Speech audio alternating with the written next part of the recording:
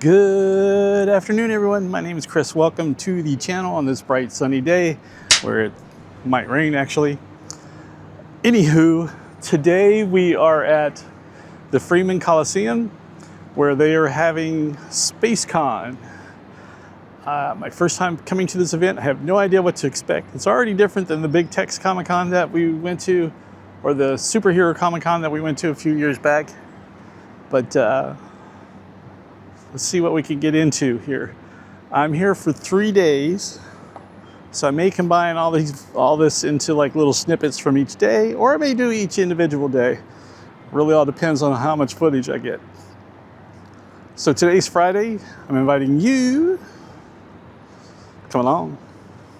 Let's get out of the sun. It's warm, hot, and I wore jeans for some reason. My badge has been acquired. Let's get in here to the AC. Oh, this is cool. Even has something from the Clone Wars. Very nice. Right away into Artist Alley. Look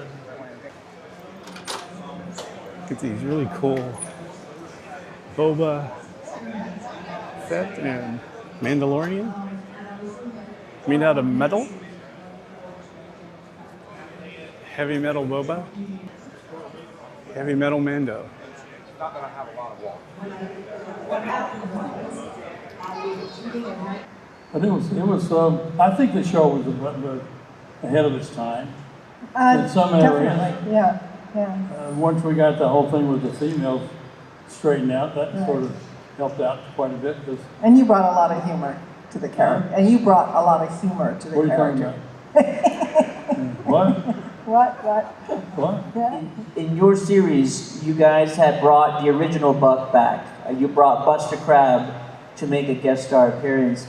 Would either of you ever do a future cameo in a similar project, just to not necessarily reprise your role, but just to participate in a future project? No, we're going to reprise the role. I don't want another chance at it. Yeah. Keep it going.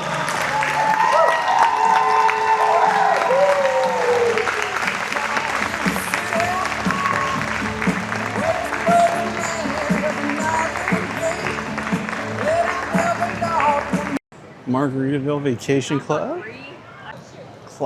Clockwork Angel. LED. Luma Kitten. Thank you guys.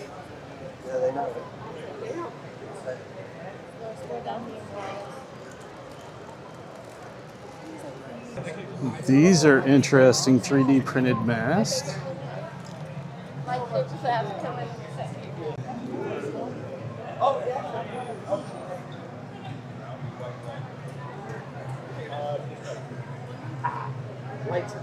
Get the bridge of the Enterprise also. That's nice. You ain't so bad. You ain't so bad. Oh look, there are comics at this con. Nice Darth Vader and a moving Chewbacca. His mouth opens too. Really?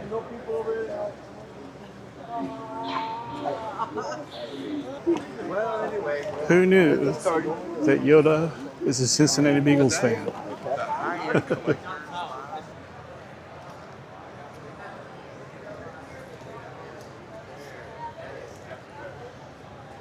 You're the one that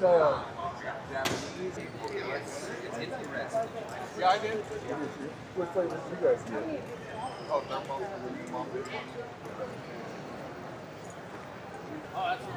Okay, we're out of Hudson. SpaceCon shirts. Yeah. Oh, yeah. So with these here, these are the official SpaceCon shirts. So yeah, since we only sell licensed. We have another question here. There's no name on this one, but they're asking, what is your favorite non-bionic role? And they wrote, why is it Warehouse 13? How do you know it's Warehouse 13?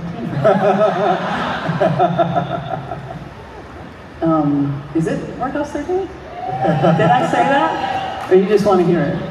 I'll tell you whatever you want to know. I'm getting paid for this. They have this Fantastic Four photo booth set up. You get a free picture. Something free at a con? How's that possible? I went ahead and got my picture taken up, and I'll insert that here.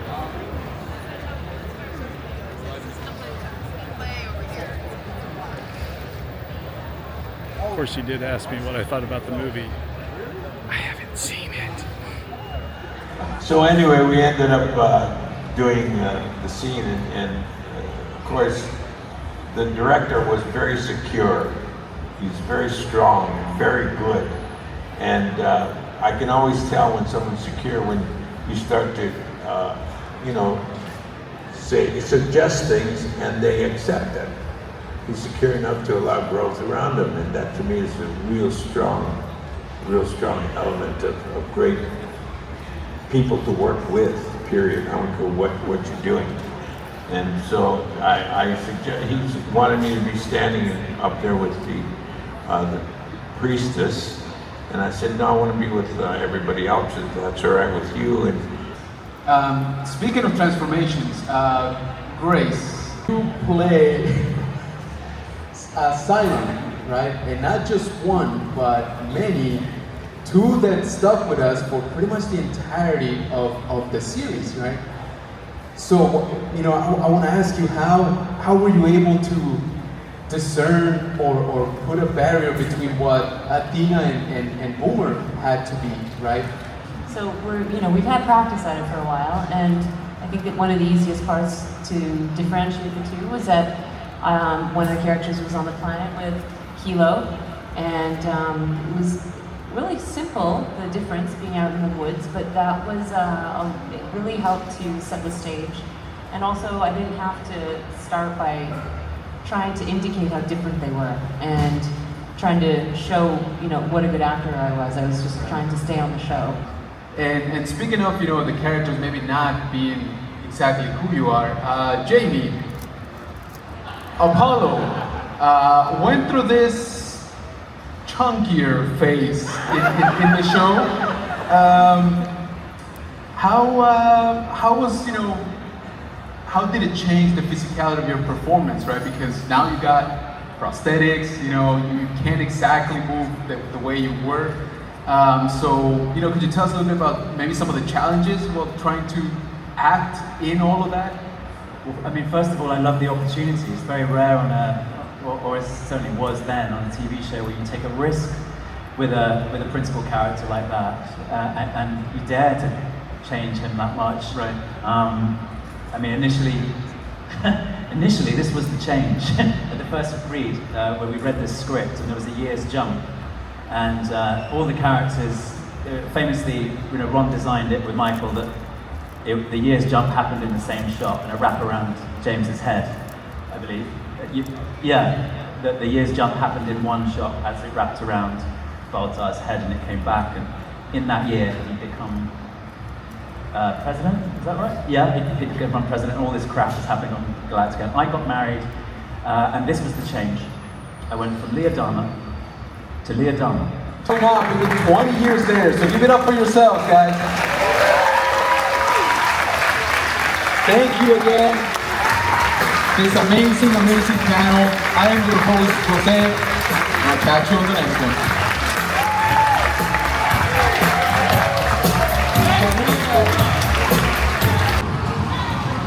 Free play Starcade. Mario Kart, that's cool. Space Invaders.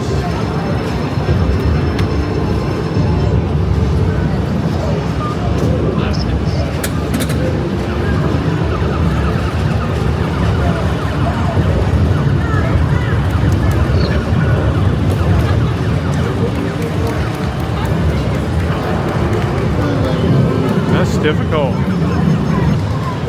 Ever wanted to drive the Batmobile? That's pretty cool. Tomorrow when I come in here, it won't be as easy to find a machine as it is now. I should find a machine. I think I'm gonna have to play Star Wars pinball machine. Almost time for the Flash panel, so I'm gonna go get my seat. Talk about the Flash. Flash. Give a round of applause for Candace Patton and the fastest man alive, Greg Gustin!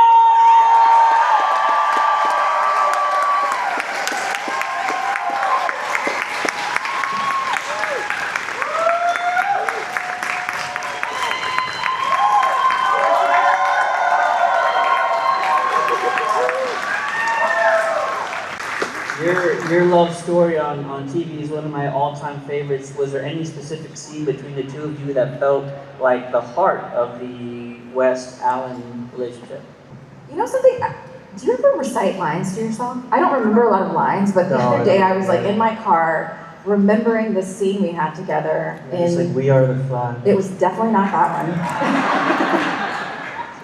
But there was one scene where I was saying to you were just kind of lamenting about having to be the leader, and you didn't want to be the leader, and you just felt this pressure. And we were just sitting there, and I can't remember who the director was, but Iris just says to Barry, like in this very calm, simple way of, I know you don't want to be the leader, but you have to be. And sometimes it was just like these really powerful moments between, you know, husband and wife where they really, I don't know, empowered each other. And those are really special for me. Abby wants to know, do you have any favorite memorabilia that you kept from your time working on The Flash? We won't tell. I've never outright said it at a panel. I say it one-on-one to people, but I feel like enough time has passed, I won't get in Statute of trouble. limitations. You won't tell. Yeah, no, I have the very last suit I wore, they let me keep, so. You didn't know that? Wait, I think I did know that. Yeah, Can you say that? Is it Warner Brothers going to be like... I don't know, I think they're about to get sold, so I don't they might be like, we need it. I don't know, yeah. I don't know what to do with it. It's just in a box, and I'm not gonna like put it on a mannequin in my house, or like, even a hanger feels weird, so it's just like, just disintegrating in a box right now. That's interesting. Yeah. I have my wedding rings. That's pretty much the only thing I kept. We would take things every once in a while, like while the show was running. Like I have a bunch of Jitters mugs. Yeah, me too. And wardrobe, like every once in a while I'd have like a sweater or something. Yeah. Maybe. Can I have like a duplicate of this? I took a lot of Iris's clothes. Like she had a lot of great clothes, and our wardrobe designer, Kate Main, I would always do the same thing. Like, can I get an extra one of these? And she would always hook me up with stuff. Yeah. Although season 2, was that the one with the jacket where I get killed? Is that where I get killed by Savitar? That's 3, right? It's 3. When we tried on that jacket, I thought it was so great. I was like, this jacket is amazing. Like, can I have another one? I didn't realize that season how much I would be wearing that jacket and be murdered over and over and over again in it. Yeah. So I've never worn the one that she bought for me. I have a burgundy, I don't have it anymore. I had it for years, had a burgundy like bomber jacket. Oh yeah. That Barry wore a lot. All the time. Yeah, and I was like, this is such a cool jacket. And then I wore it too much, and it just stayed in my closet until I sent it away to family members. I want to learn more about the rest of the main cast. So I have a bunch of questions for you guys, and I just want you to respond with which cast member fits the bill or is the culprit. And they're not here to defend themselves. And they are not here. And we're not going to tell them, are we? Okay. Who is most likely to dance in between shooting scenes? Me or Tom? You said you or Tom? Me or Tom, Yeah. Who is most likely to try and make others break character while filming? Tom. It's unanimous. Yeah.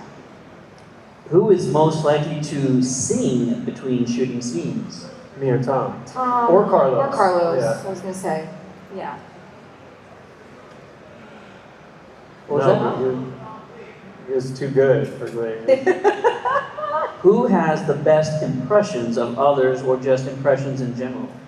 Tom or Los? Tom or Los? Yeah. But Los is weird. Like, Los has weird tricks in his bag. Yeah. But Tom, I'll go with Tom. I don't know that Toms are particularly like incredible. Good. Yeah. But he'll do them. Yeah. He'll try. He'll do them. There you go. We already kind of talked about this one. Well, actually, other than you two, who else has taken something from set? Everybody. Jesse L. Martin.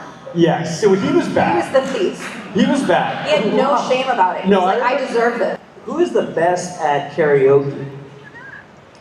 Carlos. Jesse. I hate karaoke. How are you the best at it?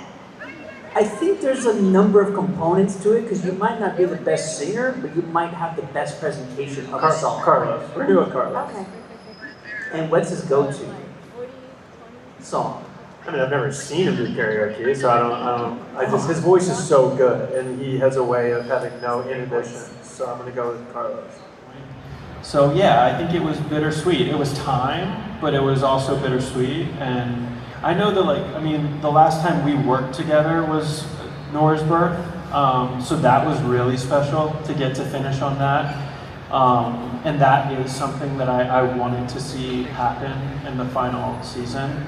And that was a really funny day. It was a really emotional day. It was so emotional. I told Candace, we've talked about this story now. So I told Candace the baby was, it was a birth scene, so the baby was naked. And I said, Oh my God, I forgot about yeah, I that. was like, you're gonna get peed on, just so you know.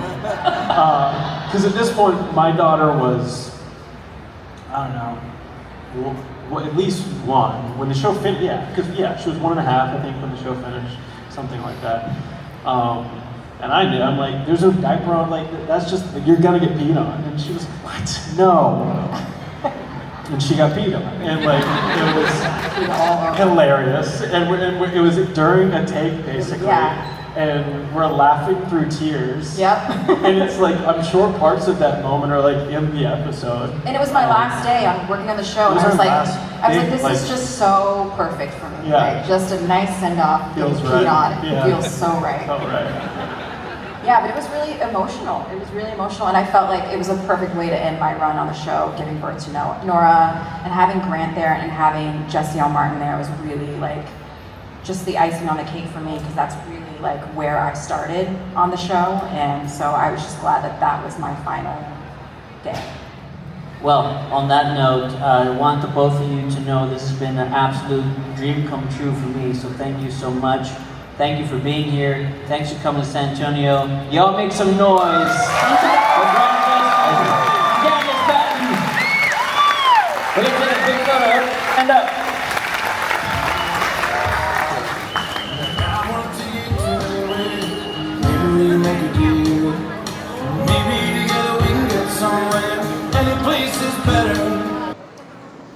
Flash panel was pretty cool. I enjoyed listening to Grant and Candace speak about the show and their experience on it. It was a lot of fun. It was one of the shows I watched the most, was probably The Flash. Until they started doing all the crossovers with the other shows, the Supergirls and Legends and all that. It's like it got too difficult to watch, so you wouldn't see it all. So I stopped watching it. But now I'm a little peakish, so I'm gonna eat. I got a $10 slice of pizza and a $4 Coke.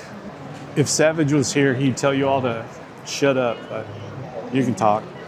I'm fine with it. I'm gonna eat though. The Guardians of the Galaxy here. Here's Rocket.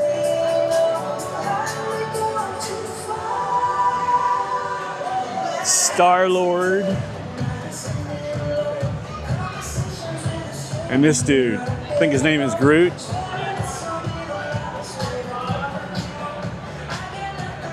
Wonder if that's life size. He is Groot. Come on. Good Darth Vader. That is a massive codpiece, Darth. Darth Maul, one of the best villains, I think, ever written.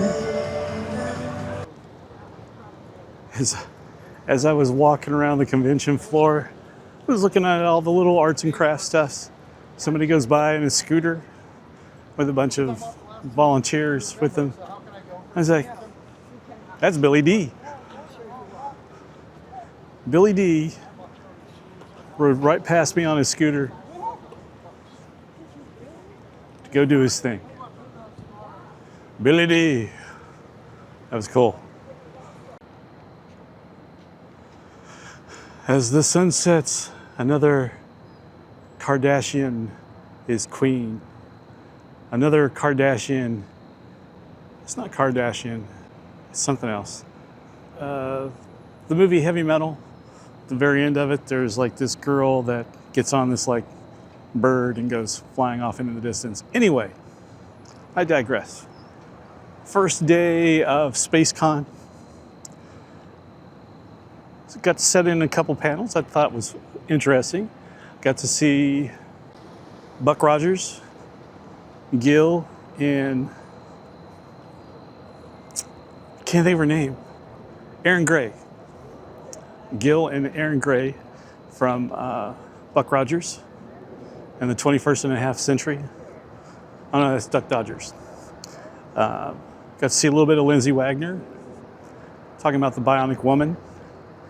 And then he sat in one panel I was very curious to watch, which was the Flash panel with Grant and Candace, Mr. and Mrs. Flash. Very enjoyable. Got to play some pinball because I won't be able to do that tomorrow. So I'm calling it a night for Friday. Friday's in the books. Tomorrow we'll be here sometime around 1-ish, probably. Hopefully I can find a nice place to park like I did today. I appreciate you for watching. Think about subscribing. And now for something completely different. I'm gonna find my car. I have no idea where I parked. I have no idea where I parked. It's out here somewhere.